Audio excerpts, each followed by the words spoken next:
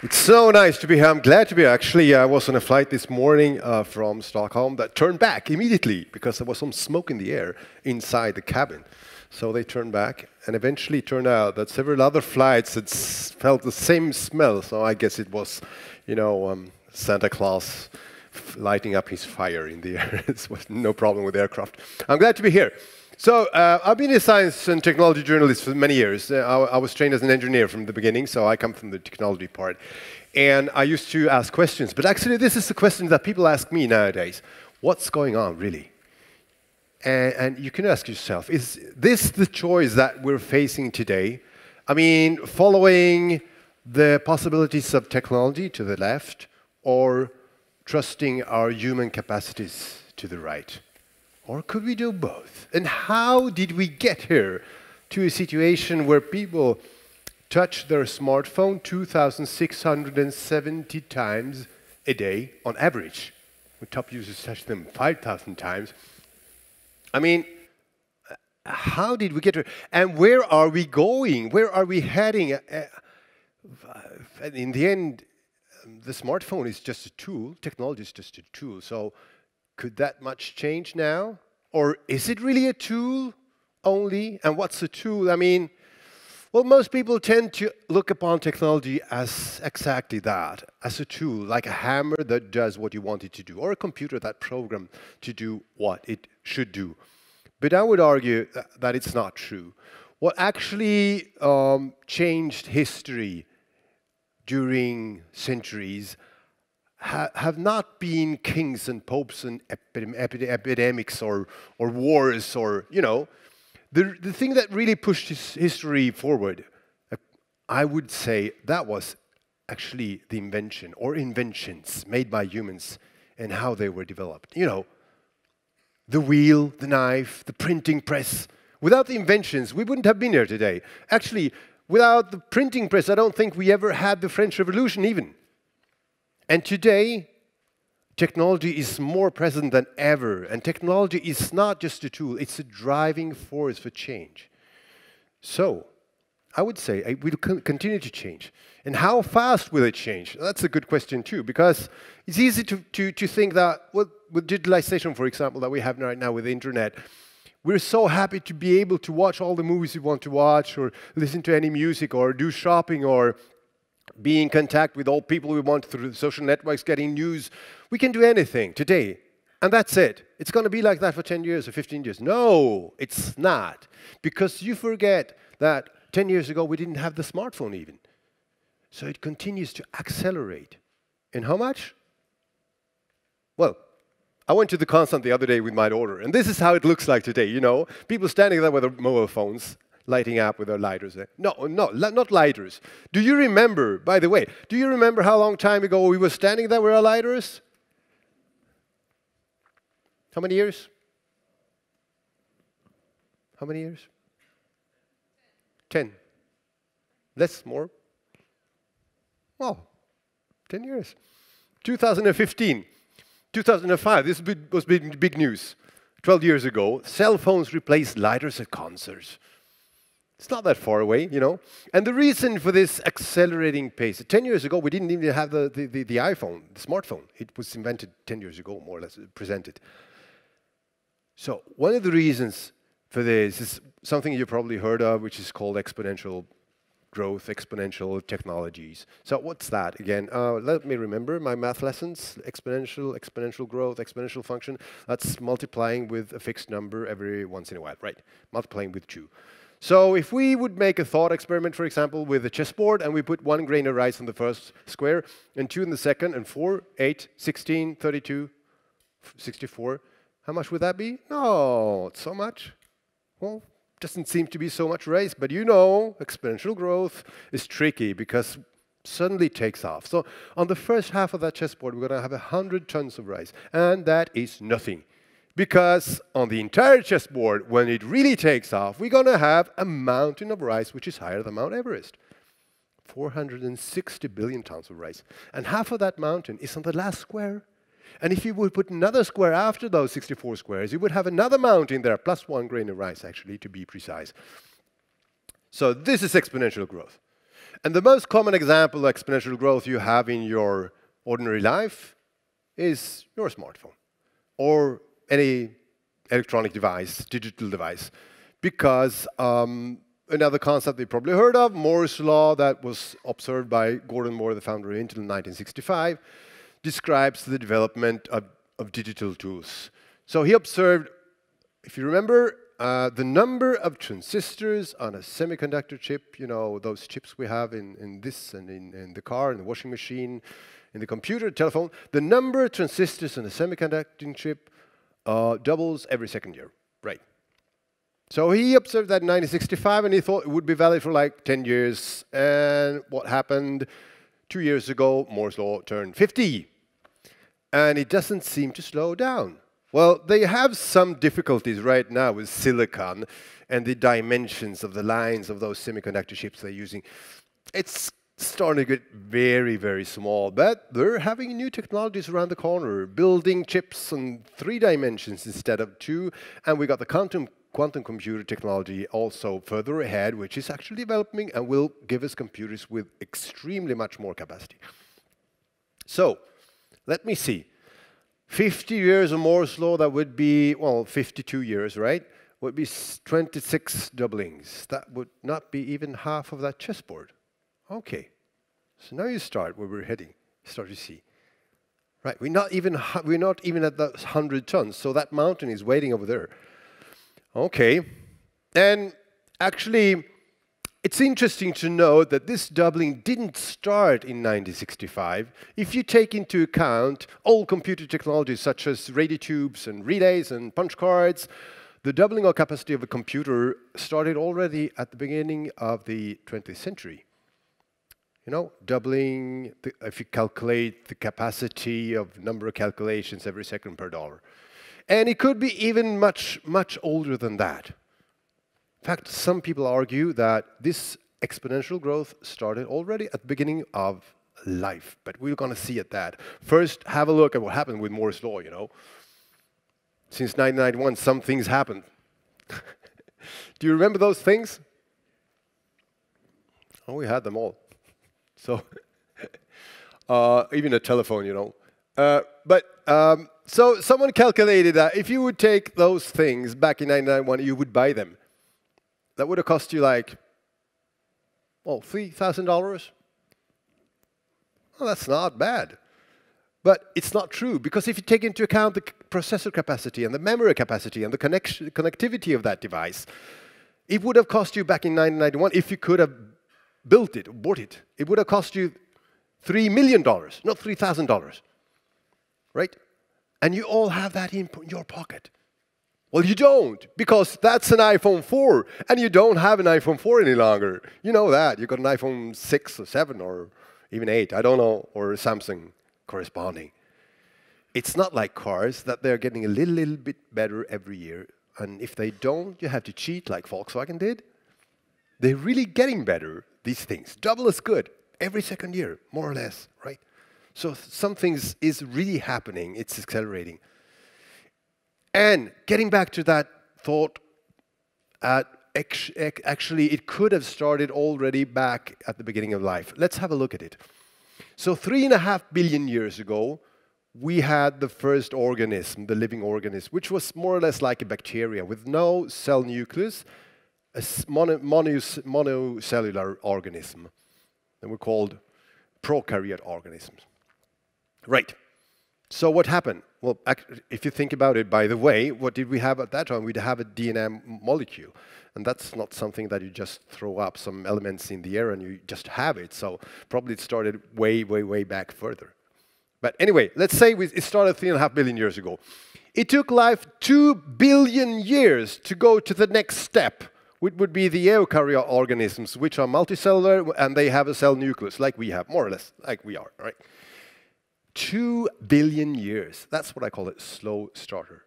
So on the y-axis here, you got the pace of change, the number of big things happening every 100 years. And at the beginning, nothing is really happening. It's extremely slow. But it takes off. We got the Cambrian explosion, which was a period when most origins of today's species were founded. And actually, nature invented sight, the eye, the capability of looking, which was a very good invention. And that actually accelerated further inventions. We had the reptiles 300 million years ago, the mammals 200 million years ago, apes walking on two legs 6 million years ago, the first stone tools 2.5 million years ago, Homo sapiens, our own species, 300,000 years ago, and 50,000 years ago we made our first important invention, the language. So we could speak to each other, not just standing there in a circle saying, and picking roots and berries in the forest, right? And 10,000 years ago, we moved into small villages and started with agriculture, which was extremely important too, because then we came closer together and we could exchange ideas. And from that point in time, you can also see that inventions started coming up. 5,000 years ago, the wheel and the written language. 500 years ago, the printing press and the scientific revolution. 250 years ago, the steam engine and the industrial revolution. 150 years ago, electricity, telephone, and radio. 50 years ago, PC and the internet. 25 years ago, World Wide Web. 10 years ago, the smartphone. Can you see that acceleration? How come? It's strange. It doesn't feel like that. When we look at our lives, it feels like, you know, what happened in the last 10 years will be more or less what happens in the next 10 years, but it's not like that. It is accelerating, only that you can't observe it in such a short time frame. Although I must say, sitting in front of my computer, I would say that really feels like things are accelerating today when you see the flow of news of technological and scientific progress. So the explanation would be that when you have an invention in this kind of systems, it's fed back into the system and it accelerates the pace of new inventions. So it's a feedback loop. And if you put that into math, what comes out is actually an exponential function. So that would be the math behind it. But anyway, it's the feedback loop that accelerates this pace. So there is an explanation for this acceleration, although we have not really looked upon it in our own lives. But in the long perspective, we can see it. So what we have now is the internet, which basically is the same thing as moving into villages. We come closer together, we can exchange ideas, which makes it more effective of having new ideas. Only that now it's going across the world in 1 microsecond, from one end of the world to the other. So it's extremely efficient for creating new ideas. And still we're waiting for another 1 billion or 2 billion people being connected to the internet, which will accelerate it further. So now we have this system which is actually like pouring gasoline on a glow of ideas. It's so extremely efficient for ideas. So what will happen next? So if we had the smartphone 10 years ago, and now you can see the pace of change is about one important progress change every 10 years, or 10 in 100 years. So the next thing, what would that be? Self-driving cars, artificial intelligence. Well, you know, these are the things we're talking about. Let's say it's about artificial intelligence. So how long have we got then? You've heard about it. It was invented in 1950. We started to talk about it, and nothing really seemed to happen for many decades. And now it is happening. There are great progress being made, but all the big IT companies, Apple, IBM, Baidu, Yahoo, everyone, working with artificial intelligence. And actually, again, it's difficult to understand because, you know, we are so fantastic. Could a machine ever get as fantastic as we are? It's difficult to understand because, you know, the brain is the most advanced object in the universe as we know it. But machines today, again, aren't tools. The most advanced computers today aren't being programmed. They are learning. We are throwing stuff at them, and they learn by themselves. So where did we get? You probably heard of this achievement 1 year ago, that a computer system owned by Google, invented by DeepMind, which was a UK company, called AlphaGo, won against the best player in the world in the Chinese board game Go, which is extremely advanced, much more advanced than chess, where you could just calculate a couple of draws ahead and you know what kind of thing you would do. In Go, there are so many possibilities that there are more possibilities than atoms in the universe. So you have to have some kind of intuition. And this system actually made draws in the game that Lee Sedol, this world-class player, said he never saw a human player do before. It's a very particular computer system that was created. And now this is important because we are at a situation in time with the technology where we start maybe to actually teach the technology, but also learn from technology. So there is a kind of interaction here, which is new, first time in human history. The thing is that it was expected that this achievement would have been made 10 years from now, not today, and it happened last year. And just before it happened, or just after it happened, there was another achievement. It was a computer system in the US playing poker against the best players in the world for 3 weeks. And this computer system actually won $1.7 million. I think it was fake money, but anyway.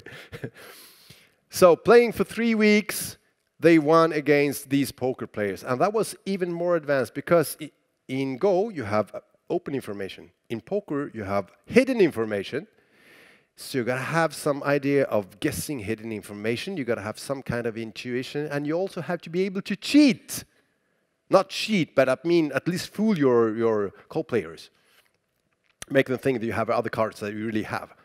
So that's an extremely advanced computer system, which actually some people say that was very good because we're going to use that in business negotiation and in military strategy.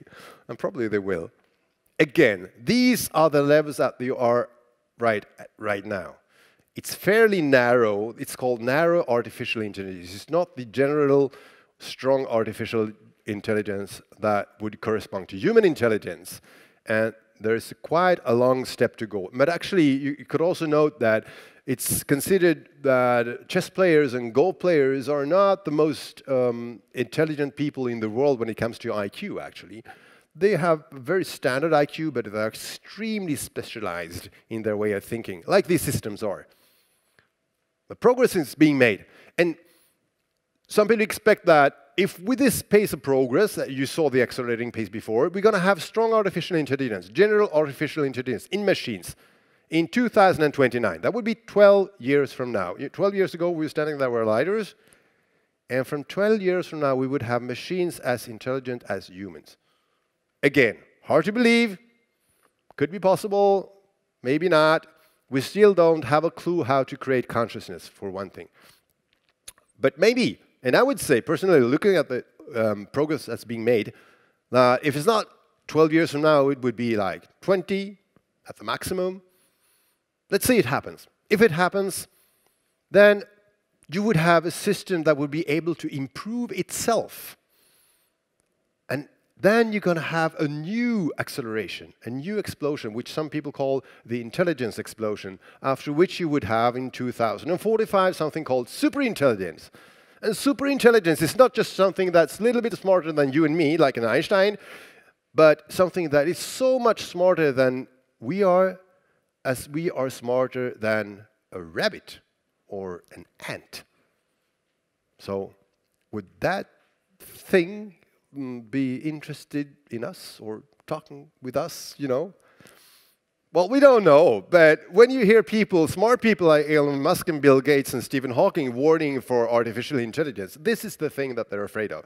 And they say, we have to get it right the first time, otherwise we're screwed. Because you just can't fight it. You can't pull the plug because it's too smart. It has already made copies of itself and spread around the world, so you just can't stop it. Well, we don't know. This is speculation. Some people argue that you actually can't measure intelligence on one scale, but you could say that animals are actually more intelligent than humans in certain aspects.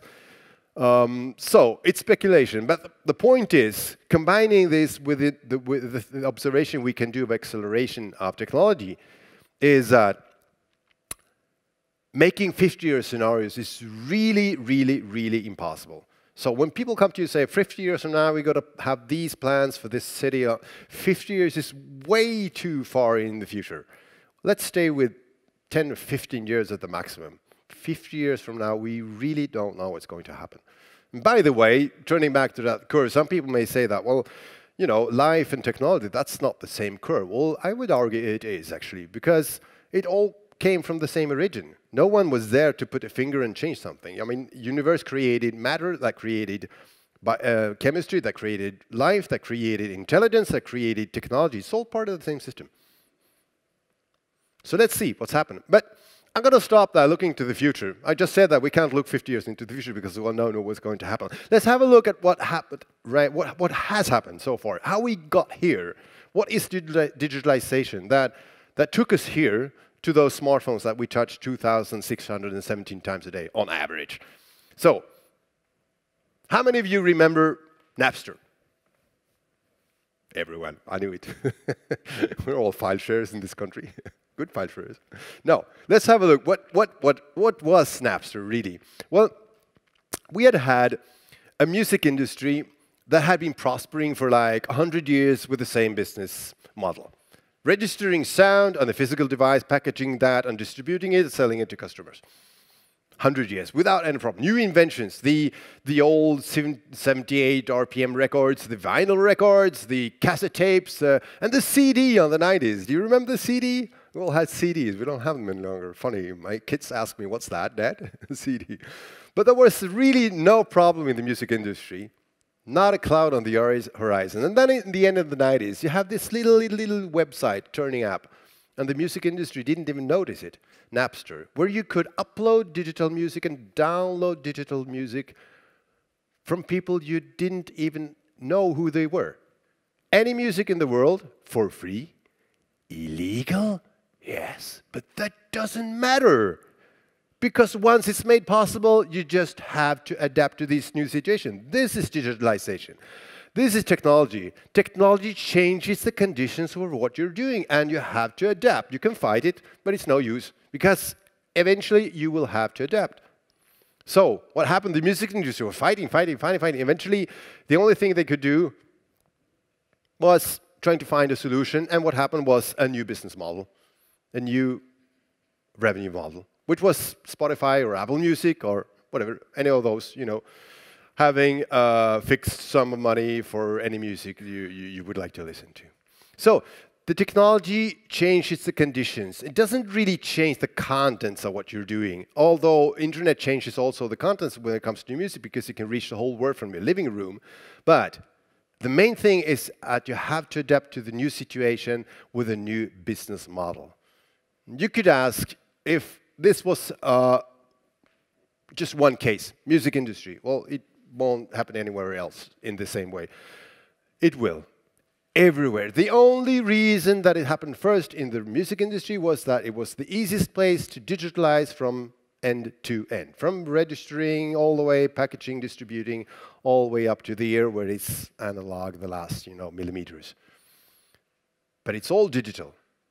It will be more complex in other industries, in other businesses, but it will always be this same effect of digitalization, which changes the conditions that you have to adapt to. And many industries have not really found the solutions yet that the music industry seems to have. Okay, so why is it so powerful? Let's have a look at what's really happening with digitalization. The first thing is this, which is not an equation, it's not mathematics, don't worry. It's Control-C equals $0. So a digital copy costs basically zero. You heard that. Once you've digitalized anything, making a copy is basically free. Combine that with the internet, which lets you reach the whole world with just one click. This is what killed the business model in the music industry, because it changes the conditions for normal economy. You know, the supply and demand curves that you have for finding the price point. If you can make how many copies as you like, then supply is infinite. So you can't use that model any longer. And this is also what changes, driving kind of a change, pushing a change from owning to accessing. You don't own your music longer, you access your music. You don't own your IT infrastructure, you're accessing it in the cloud. You will not own your cars, you will access transportation. It's a general shift that comes from the efficiency of digitalization. It's important to understand. The second thing that happens is that we're using this. We're building networks, people. And one main thing to understand from people using internet is that we have had basically anything we did for thousands of years has been hierarchical.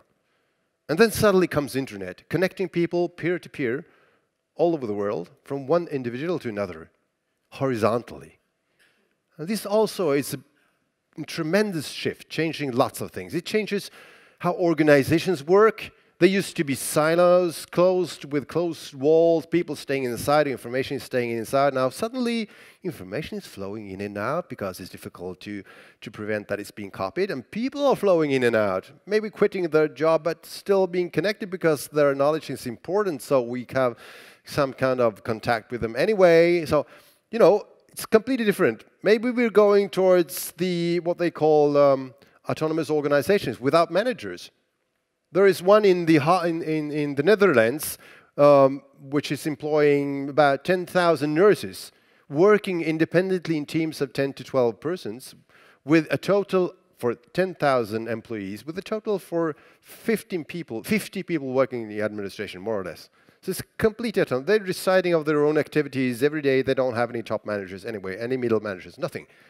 This is a distributed autonomous organization. It might be the answer to this change. That's organization. Then it changes other things as well. It changes, you know very well how this horizontal connection has been changing news in the world. We know it from Brexit, from the presidential election in the US, that we're not getting news any longer from news organizations with editors and etc. But we're getting news from people through Facebook. And suddenly we don't know which news are real news or fake news. So it really changes the conditions for everything. It's important to remember. So what are we doing then with the internet? We are publishing things because we reach the whole world with just one click. We are sharing things that we used to share with friends and family, colleagues locally. Now we share it with the world, people anywhere in the world. And what's digital can be shared infinitely. What's not digital can be shared on digital platforms like, you know, crowdfunding or Airbnb or Uber or even pet sitting. Anything can be shared efficiently through a digital platform. Then we're building things. We're building huge things like Wikipedia, and also like all the open source world, for example, which is incredible when you think about it, because there are large amounts of value stored or sitting on open source code everywhere in the world in large companies and not being calculated in any balance sheet anywhere in the world. So what is this? This is people doing things not because they're being paid to do it, they're doing things voluntarily because they want to do it.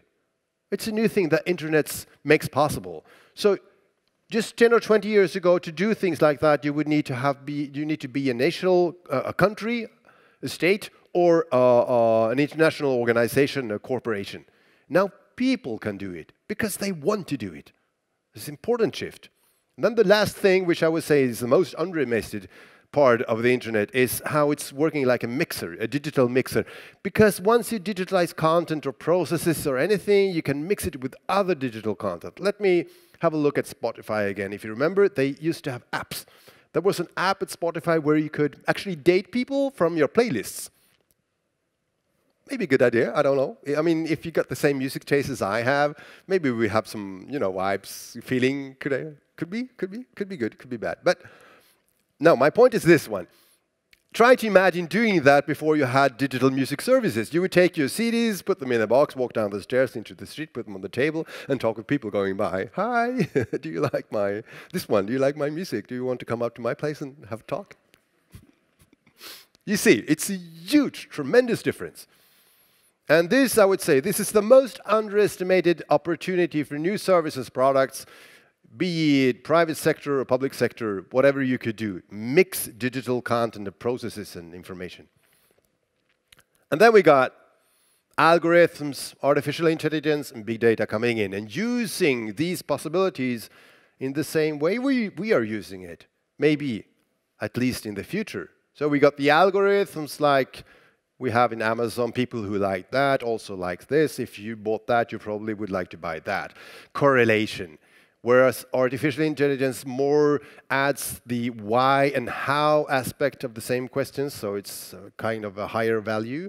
And you got big data, which is pattern recognition, that we are so good, it's our strongest capacity in the brain to recognize patterns, faces and objects and even feelings and situations. Those are all patterns. And big data is computer systems being able to see patterns in huge amounts of data where we see nothing. Today we have to teach them or help them, guide them to look for a specific pattern or something somewhere.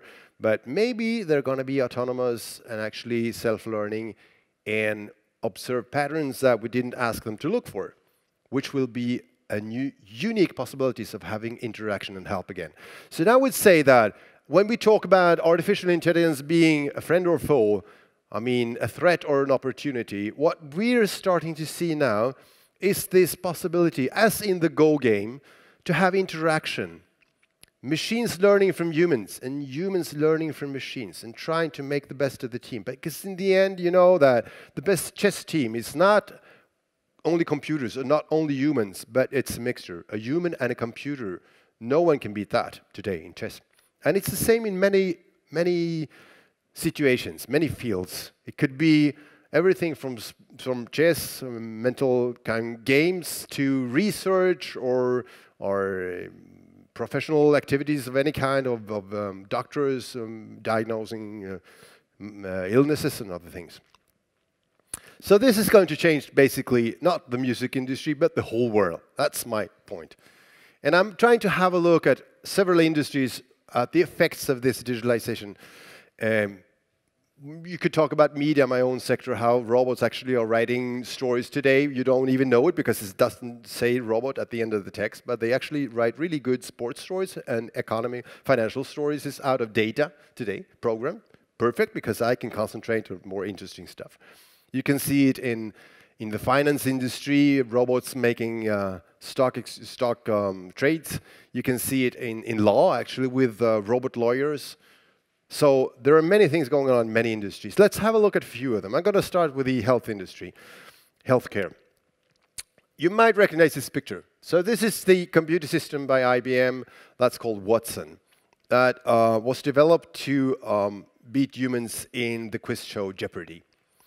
So this was in 2011. IBM had won against Kasparov in chess in 1999, I think it was, and they wanted to do something more advanced, but still in the same line, but more advanced. So they started to think about winning a quiz show, Jeopardy. And in the beginning, they didn't make any good progress at all, but in 2011, they had this game for 2 days, and they won $1 million. It's actually a little bit creepy. If you haven't looked at it, look it up at YouTube, where you could hear how the situation plays out. You know, Jeopardy, there is the game leader who gives a clue, which is the answer, and the participants have to find the question. And it's not, you know, it's not an easy clue. It's not something you just Google and find the answer. It's a short one, tricky one with some formulations, might be some word joking and things like that. And these people, they come up with a solution in 3 seconds. So that was the time span that Watson had to beat. So Watson is using like a 10 or 20 algorithms. And in the internal memory of Watson, it's there you got the entire Wikipedia, entire Encyclopedia Britannica, and other stuff. Unorganized, unstructured data. And Watson goes in there with these algorithms and makes kind of associations like humans do. They actually, the 2 other players say that the way of working with Watson was, he kind of seemed similar to us. And in 3 seconds, Watson calculates the most probable answer, or the most probable question, and pushes the robot finger on the button, because they decided that he had a robot finger, otherwise it would be unfair competition, right? So, and then he reads out this answer with his machine voice. It's a little bit creepy, actually. But IBM, of course, didn't construct Watson to win quiz shows, but to work. And the first work that Watson was supposed to do, which he's still trying to do and going to school to learn, is diagnosing cancer. And it's the same concept. When you pour data into Watson, you pour guidelines and textbooks and all the research papers that comes out. Only that, you got 1 research paper a second, maybe. And not all of that is medicine, of course, but it's a huge amount of research coming out, and no doctor in the world can keep up with that. But Watson can. And then the patient data, of course. So then Watson sits down, if Watson can sit, I don't know, with the doctor and the patient, and they have a dialogue about the situation. And Watson might say, please take this analysis as well, and then we're going to talk about it. After a week, they come back and they say, well, here is the data, here is the diagnosis, here is the proof, and here's the best treatment, and here's the proof of that. They're actually not really there. They have some difficulties. It's really a big project. One of the most difficult problems for Watson is actually to interpret the handwritten notes by the doctor on the patient. You know, those difficulties might also be important. Anyway, what you can achieve, what they're about to achieve, is with these kind of systems, you got the whole knowledge of a big hospital down in the pocket of the doctor or the patient, which is incredible. If you get that to all the people in the world who are being connected, then you just have to add some other things. And one of the things you add is this one. Not really, but almost. If you remember Dr. Spock, Mr. Spock, he had the machine he has on his front is a tricorder, which you put on a human that was injured or ill, and the tricorder would tell you what was wrong with that person. So that seems to be science fiction, but it's not. You got this organization that you might have heard of, which is called XPrize Foundation, which rewards kind of $10 million for technological progress in some field. The first prize they awarded was the first private space trip, which then gave start to the private space industry. Then now, a few years ago, they started this tricorder XPrize for the team that would come up with a mobile solution diagnosing 15 common diseases or telling you that the patient was okay. And this year they actually awarded the winning prize. They were not really complying with the final requests of 15 diseases, but almost. This is the thing. Dextra from Medical Frontier, I don't remember the name of the company. Anyway, so this is the device. It's already here, the tricorder. And just a few months before they actually awarded the prize, there was this other research from the UK where they analyzed breath, your breath, analyzing 13 volatile components in your breath and putting that through a system with artificial intelligence, self-learning system, analyzing a kind of breath print to see the structure of your breath correlated to certain diseases. And they actually could prove that they, with an accuracy of 80 or 85% something, could diagnose 17 common diseases only from your breath, including kidney cancer and Parkinson. Did you know that? That you can feel from your breath that you have Parkinson? You bet. And these people actually say that they could put this on the market for just a few hundred kroner, so like tens of dollars or pounds.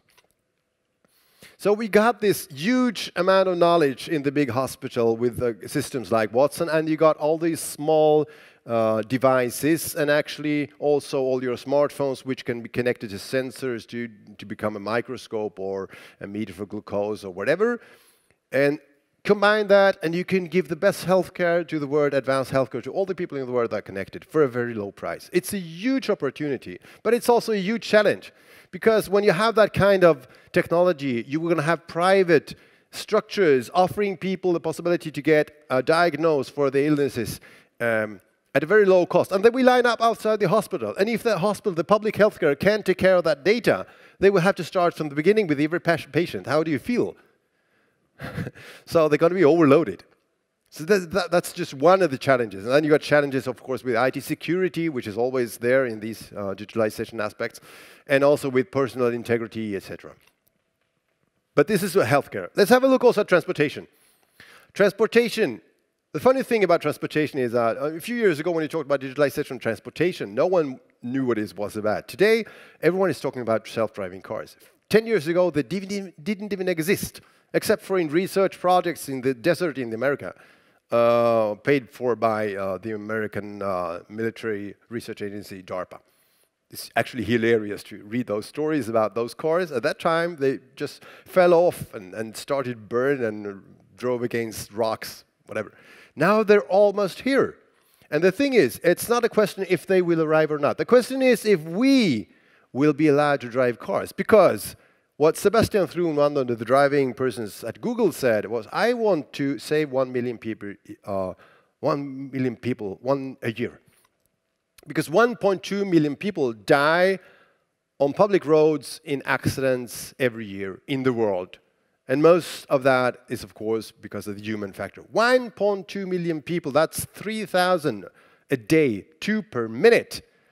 Very few diseases kill so many people. So it's not a question if they come or not. The question is if we will be allowed, and I don't think so. I don't think we will put humans behind the steering wheel of a machine that's running at over 100 kilometers an hour on narrow roads with meeting traffic. No way, 10, 20 years from now. Because machines never get tired, never get irritated, never get annoyed, never discuss with other people in the car, never look at other people in other cars to be angry at them, and they certainly never get drunk. So no way. It's just better. Here's the prototype that Google presented 2014. Now they don't make cars any longer. They're just making technology selling to other car companies. But this funny thing is that it didn't have any steering wheel, no clutch, no brake, no accelerator, but it had mirrors because the traffic authority wanted it to have mirrors. I will be a little late. We're running a few minutes more. So this is the first commercial class 3, level 3 out of 5 autonomous car. Level 3 is basically taking care of all the driving for velocities up to a certain range. But the interesting thing is that Audi, which will sell these cars next year, the AI Audi, they will actually take responsibility for the driving where the autopilot is activated. So if you have an accident and it's your fault or your car's fault, Audi will take responsibility for that. So it's here. And this is shaking the car industry because it's happening at the same time with the electrical driving, connected cars, and self-driving cars. It's the perfect storm, which will change cars from being cars to computers on 4 wheels. And the most important thing won't be the hardware any longer, but the software and the experience inside, which is called the passenger economy. And we're not really sure that Audi or Volkswagen or BMW or those large hardware companies will be the companies that will be successful at delivering that. So this is really shaking the car industry. Again, digitalization. This is a bus for 12 persons with IBM Watson inside, answering your questions. And this is the Swedish truck, self-driving car, without the place for the driver. It's completely self-driving, which already is decided that it will be running as a shuttle between Gothenburg and Helsingborg, 120 of them in 2020, I think. So if you get passed by such a car in 2 years from now, don't be afraid. Perfectly in order. Right. And they're going up in the air too. So in Dubai, they already make experiments for having commercial drones, pilotless drones, transporting people at the end of the year. These are the first ones that they tried out. So this is digitalization of transportation. A brief look at industry 2. So in industry, digitalization is happening as well. What is that then? It's using data. It's industry 1 was the steam engine, industry 2 was the electrical engine, industry 3 was electronics, industry 4 is data. Using data to optimizing your activities, being real-time, personalizing all your products and your production to customers, and also having sensor. It's all sensor networks providing data and using that information. Having sensors in the products with your customer, making it possible to offer services rather than products, like selling air instead of compressors, which is already happening.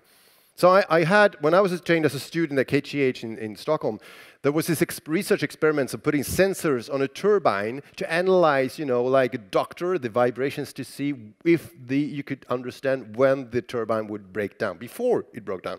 And the goal was, of course, to have it to make maintenance before it broke down, because it's much easier than after a turbine breaks down. And that was research. Now it's off-the-shelf technology. This is a ball bearing system by SKF, packed with sensors, giving you data about vibrations and temperature and rotation and pressure and everything. And you can analyze that data to see what you're doing in industry. So without going any further, it's a huge shift also in industry. Then you got automation. This is Amelia. Amelia is like Watson. It's a system by an American company called IPsoft, which understands natural language, learns from natural language, and solves problems. So they try her specifically in customer care. And she sits there, you pour information into her, she answers questions, and when she's answered the question, or if she doesn't answer the question, she can sit there and learn. So she would actually take an incoming call and she can't answer the question. She would sit and listen to that call when a human agent is solving the problem. And she listens not to one call, but to 100 calls or 1,000 calls.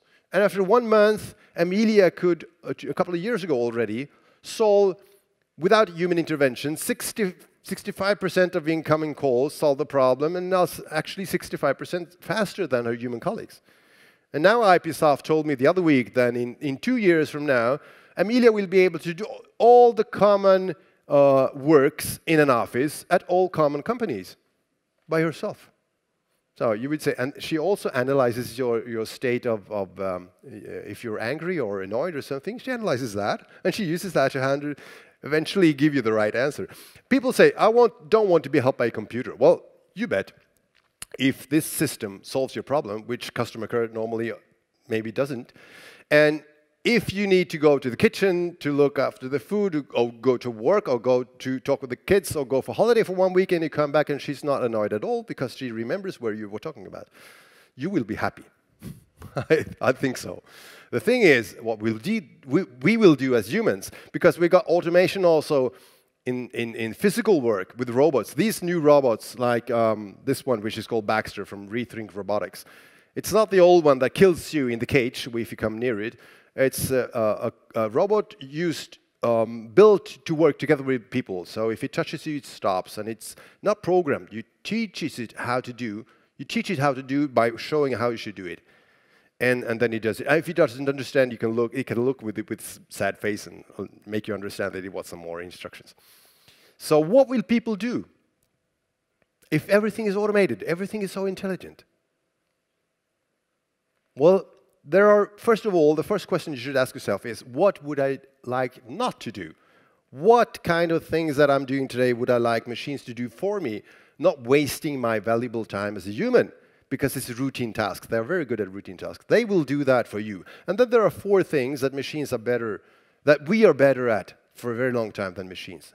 And those are creativity, the capability of convincing and motivating other people, empathy, and fine dexterity. Actually, not repetitive fine dexterity, but fine dexterity for solving problems.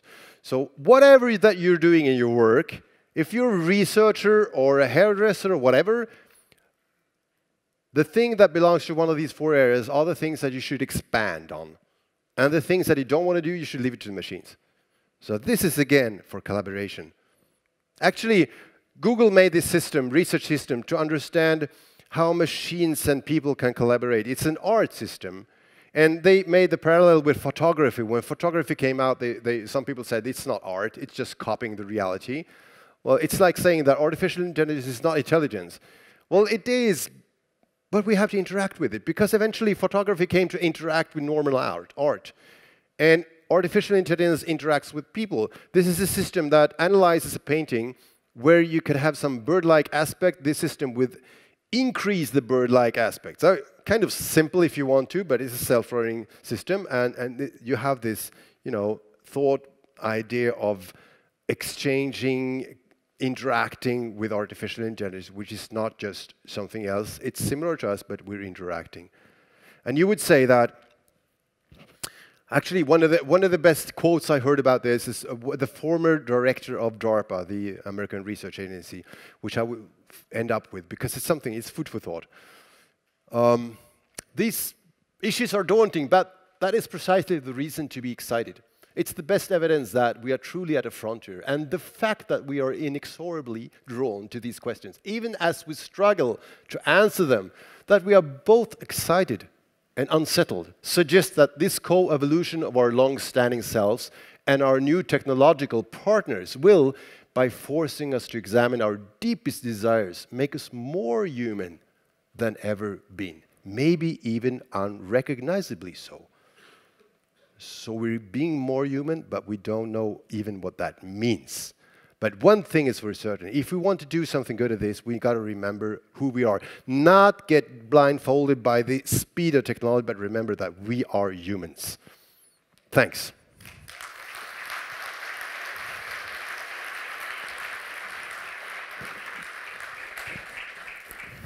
Thank you, Mats. That was super inspiring. And there are two things that I'm really happy about.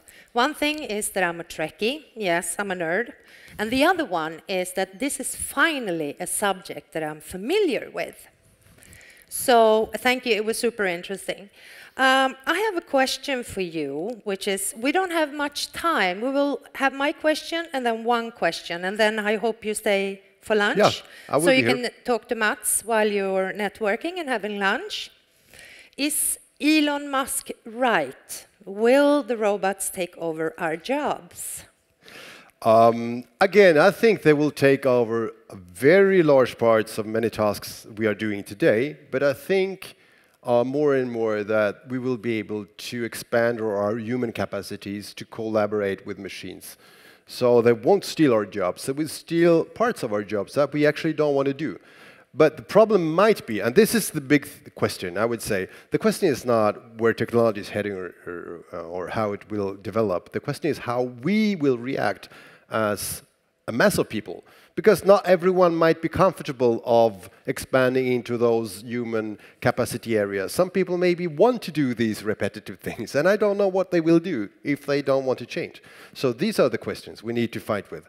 And those are eventually political questions, and that's why I'm passionate about talking about this, because I think people need to talk about this. So you're talking about the blue-collar jobs, basically, yeah? Well, no. You got repetitive tasks in offices as well, lots of them. Yeah. And some people really like them. Yeah, some people really do. Yeah. So the question is, I mean, how people will react. Yeah. And if we can talk about this to find new ways ahead. Yeah. Like CFOs and finance managers, for example. Oh, yeah, administration, lots of administration. Yeah. And that people really confident, you know, the thing is, if you're used to go administration every day and you like it, and one day some people say that you don't have that job any longer, you got to answer phone or be in contact with people, or even you don't have a work and you have to get up in the morning and ask yourself, what do I want in my life? That's a big change. Yeah, it is. You talked a little bit about the Internet of Things and AI, which is a really interesting subject. And I was looking at the PowerPoint presentation that you have, and there were two guys standing there at Jeopardy, right? And there was Watson in the middle. And the physical manifestation of Watson is a girl, right? Her I don't know. Pepper. Oh, maybe. Yeah, she's a robot. Yeah. That's another robot. That's not. Yeah, Watson. Yeah. Right. Okay. So that was really interesting to see. Yeah. No, I'm not a feminist, not at all. So, and you talked about the smartphone. Did you know how much... Just to go back to talking about feminism and machines. No, but okay. you could argue they're not men, they're not women, but there is a big challenge with artificial intelligence today, which is bias in data. Yeah. So they are self-learning, but they might learn biased information, and that could be against race or gender or whatever. So it's one important thing to discuss, actually. Yeah, diversity is always important. No, that's a good comment. Did you know, you asked us a lot of questions. Did you know how much, do you know how much computing power an Apple, are you sponsored by Apple, by the way? No. I have an Android. Yeah. No, yeah, I got an iPhone, but sorry, no, I'm not sponsored. Okay, sorry. no, it was a joke. So, do you know how much computing power a smartphone has? Compared to what? Compared to NASA activities? Spaceships? Well, it's much more than the original Apollo 11 went to the moon. Yeah, and it's some people say when you got a smartphone in your pocket, you got access to more information than you as president had 10 years ago. Yeah, you have a rocket ship in your pocket. Yeah. Yeah. Okay, so we have time for one question from the audience. Do you want to pick one yourself? I mean, I've given the opportunity to other speakers, so.